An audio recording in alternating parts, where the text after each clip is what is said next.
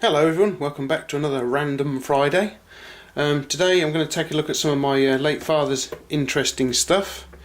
A vintage light fitting and an Easter card from my mother. I came in from work yesterday to find this on the mantelpiece downstairs, sent to me by my mother. Thank you very much, Mother. Happy Easter. It's quite an interesting little sort of a 3D village scene. A little tractor in there, look. Sheep, lambs, flowers, church. We've even got a little bunny hiding here, and a little farmhouse, I guess that is. But yes, that's very nice. So thank you very much, Mother. So next up, I have this old what looks like Bakelite light fitting. I found this in a box of stuff that was, you know, my late father's stuff. Is right at the bottom there. I thought, hello, this is interesting. Here's a contemporary one. It's quite light. This thing is quite a bit heavier actually. It has made in England here. And if you flip it around here, there's the British BSS 52 it says there, which I suppose is British safety standards. So it's quite an old thing really. The top comes off like so. There's a collar. There's this little top here. Here we have the connectors on the top there. You can see the old wiring. It's still got some of the old material braided clothy stuff that used to insulate wires back in the day. Very interesting. We also have a couple of little collars just here. There's one. There's the other one. And I would imagine they're to hold the lampshade in place. And we have a couple of connectors in the bottom there. You know, they're just quite strongly sprung, and they also, interestingly, push the connectors out the top. And they're heavily sprung. They're a lot more heavily sprung than the modern contemporary item, which I don't believe, on these newer ones, I don't believe it moves it. No, it doesn't move the connectors about. So I think this quite a lot more interesting than the contemporary ones, this one.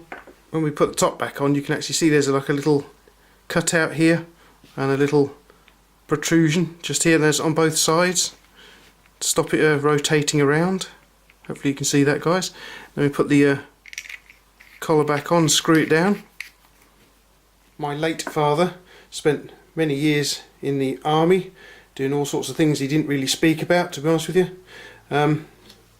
He got this 50 cal ammo box some point in the past. Don't know when he got that, but he got this little Her Majesty's Armed Forces veteran pin, which I thought was very nice. I think it's a good thing that people like my late father were recognised in this way for serving in the army, and I would like to thank everyone who is currently serving in the army, protecting our country.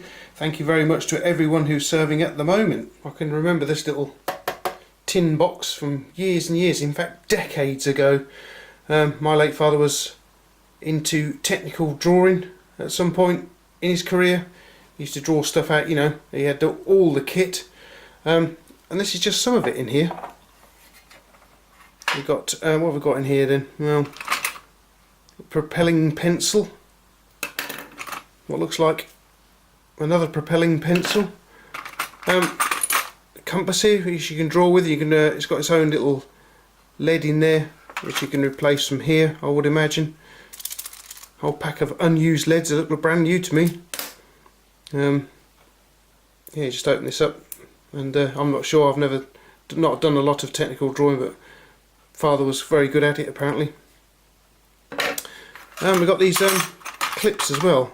These clips to hold the paper onto the boards you used. Clip onto the boards to keep the paper steady. There are 4 of those, one each corner. Compass. I think you can trap a pencil into this one. It's got rubber on the end of it to protect you know, the nib, so you don't stab yourself. Got some pins here. Don't know if they still work or not. I might try those in a minute actually. Another pen here, because these are quite old, and there you can see they've got the size of the nib on them and the end there. I don't know what we've got here. Oh, there might be some leads in here. Micrograph. The green rubber, I think this is for erasing ink or whatever. It's got a bit of a crown marking here. What's all this about? I'll get you a picture of that, hang on. Okay, so I don't know what that's all about, but it's got a crown, 39, 13, and an O and something else on here as well. Not overly sure what that's all about, unless it's ex-government property or something. More pencil leads. Another little compass with its own built-in sort of lead, so you can draw circles and what have you with it. A nice little sharp point there. Double-ended pencil. Don't know what you use that for. I have no idea what this is. I'm sure he knew what it was at the time. Oh, a little drawing pin. Some free leads floating about here. Little pencil sharpener. And this little fella here, little piece of aluminium, I guess this is for drawing different shapes. And another drawing pin. I wonder if these pens still work.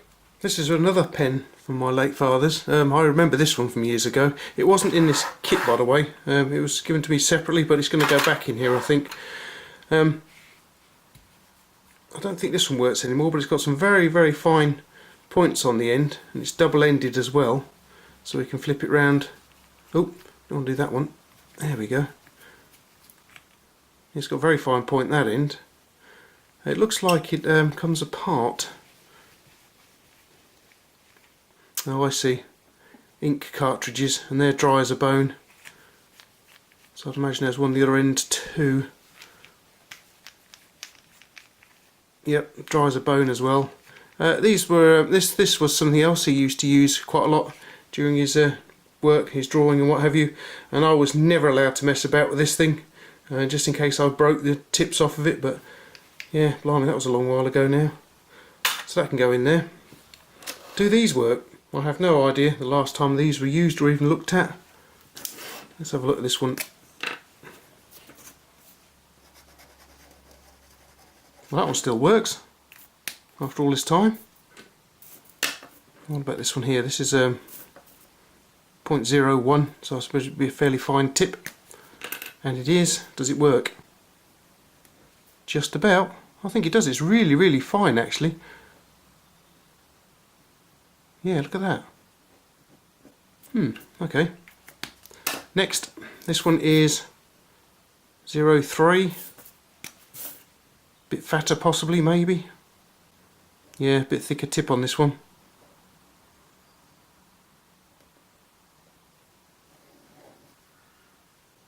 Okay. So all those three still work then. Yeah, this is another one of those things that I was never allowed to mess about with as a child, but now I get to look after it.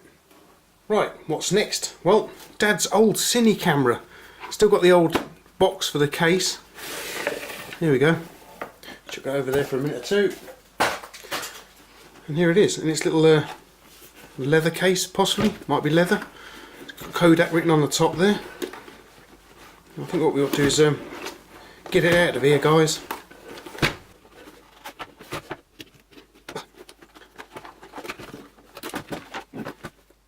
And finally, we get to the camera itself. Look at this. You've got little flip-up sights on it, so you can see what you're filming. You can't focus it at all. It's fixed focus, but you can alter the different aperture sizes. There is no auto exposure on this little fellow, not like on your modern phones or your modern cameras. You can actually see the if you look in here, you can actually see the little aperture changing and the lens behind it. And right small. There we go. What we have here is the trigger for starting it filming. Can we get it to work? There we go. It might need recharging actually, guys. And what we have just here is how much film you've used. So, how is this thing rechargeable then? Okay. Right, here we go. Here's the recharging device here. Oh. Yep, it's clockwork. A clockwork camera, guys. Hang on. Can't get it to work very well. Hang on. What's happening with the... Okay, so quite cleverly, you can't get it to film in between the apertures. Look, it locks it. So get an aperture that's set up properly. And there it goes. I think we ought to have a look inside it, don't you? Now these old things are not as easy to load as your modern camera. A modern camera, you just stick your SD card into the slot and that's it done. This one, you had to find somewhere dark, or a little dark room, somewhere really dark, and we'd take the side off the camera and you'd have a spool of film, and you'd put the new film here, I guess. Let's have a look. I can't remember how you do this now. Oh, this is a... So it says that, actually says full film spool there, and you'd have to direct it through, as you can see from this little arrow here, direct it right through the gate. There we go, you just move that down and get it through the gate there, and then it would come out through the bottom here and onto the what would be this one here, and you have to feed it onto that little slot there.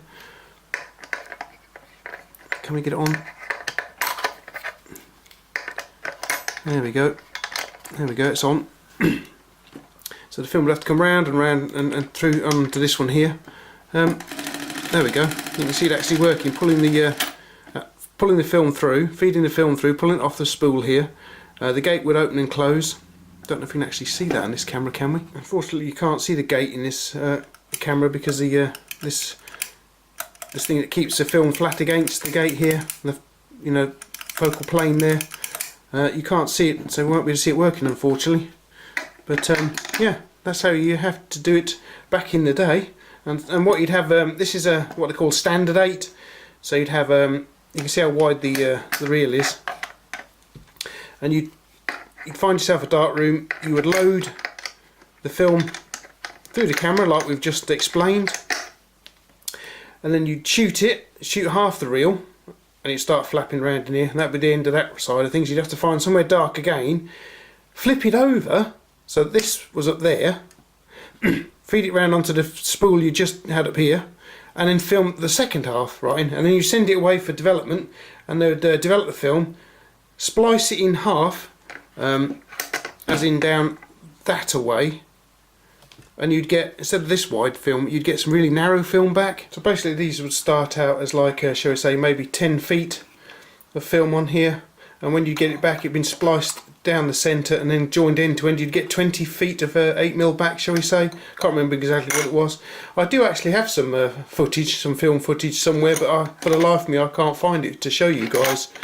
But yeah, it's quite an interesting old camera. As I say, you have to cart this thing about with you, and probably a stills camera too, rather than today where you just take your smartphone and you can do filming and photography all on your smartphone. Much easier now than it was then. I would think that Dad would have purchased this probably back in mid to late 50s sometime, and he had to have a projector to go with it. Now I've got that projector trapped in the corner of my garage somewhere, so that's a bit of a video for another time. I'll have to get out for another Random Friday the actual UMIG projector he used to use. And he'd put a little screen up in the sitting room and get the projector going, and we could watch all the holiday movies and what have you. It was quite interesting. Okay then guys, I hope you enjoyed this Random Friday with a few bits and pieces that belonged to my late father. And the Easter card from Mother. Thank you very much, Mother. Happy Easter. Happy Easter to everyone. Yeah, I hope you enjoyed today's little Random Friday. Hope you'll pop back for another one.